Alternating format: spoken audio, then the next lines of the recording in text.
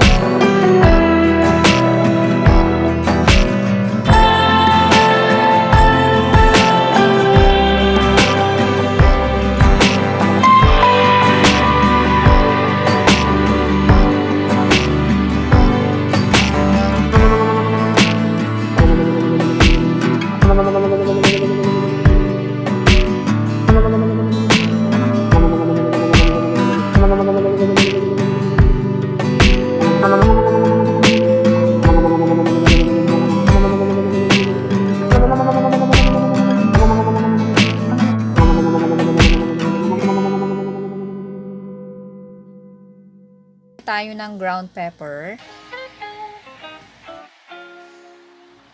Maglagay din tayo ng flavor enhancer para dagdag lasa sa ating adobong sitaw at tofu. Takpan natin uli at lutuin hanggang kumunti yung sabaw. Mas gusto ko yung adobo kasi kapag kakaunti lang yung sabaw niya. Para sa akin, mas masarap siya at saka mas malasa. So, eto na guys, nag-plating na ako. Luto na ang ating adobong sitaw na may tokwa. Thank you so much for watching guys. If you are new to my channel, please do like, share, comment, and subscribe. Thank you!